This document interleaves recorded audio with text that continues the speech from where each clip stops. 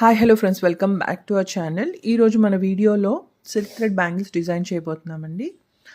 కడా మోడల్లో చేయబోతున్నాము. అండ్ ఇది నేను మిర్రర్ బ్యాంగిల్స్ లుక్ వచ్చేలాగా చేయాలనుకుంటున్నాను. సో ఈ ప్యాటర్న్స్లో ఎక్కువ మెటల్ బ్యాంగిల్స్ వస్తాయి. సో నేను దీనికి ఫస్ట్ ప్యాచెస్ రెడీ చేసుకున్నానండి. ఓహెచ్పి షీట్ తీసుకుని, సో మెయిన్గా నేను ఇక్కడ స్క్వేర్ షేప్ కుందన్స్ తీసుకుంటున్నాను.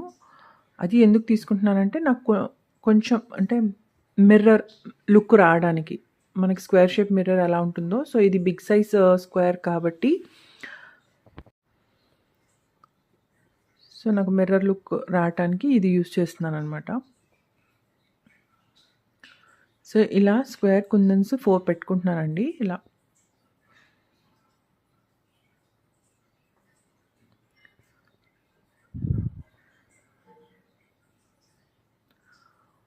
స్క్వేర్ కుందన్ స్టిక్ చేశాను కదా, సో దానికి అవుటర్ లేయర్గా పర్ల్ చైన్ ఉంటుంది కదా, దాన్ని నేను 6 పర్ల్స్ వచ్చేలాగా కట్ చేసి పెట్టుకున్నాను.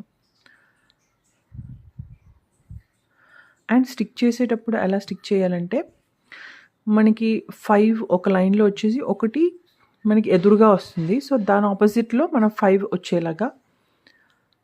సో ఏమవుతుందంటే టిప్ అనేది ఈవెన్గా ఉంటుంది.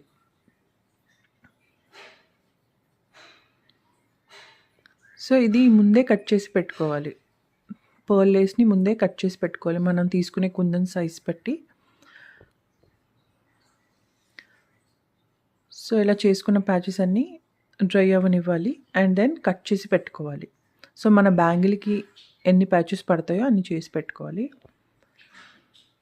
సో నేను ఇది గ్లాస్ బ్యాంగిల్ లుక్లో ఉంది కాబట్టి బేస్ అయితే బ్రైట్ కలర్ ఉంటే బాగుంటుందని చెప్పేసి నేను ఇలా బ్లూ కలర్ తీసుకున్నానండి.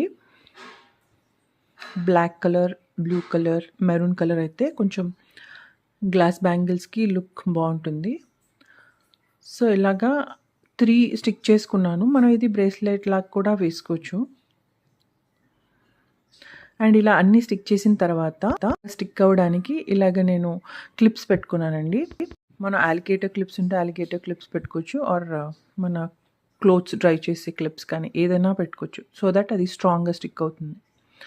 సో ఇది ఫినిష్ అయిపోయిందండి. లుక్ ఎలా ఉంటుంది ఫైనల్ లుక్.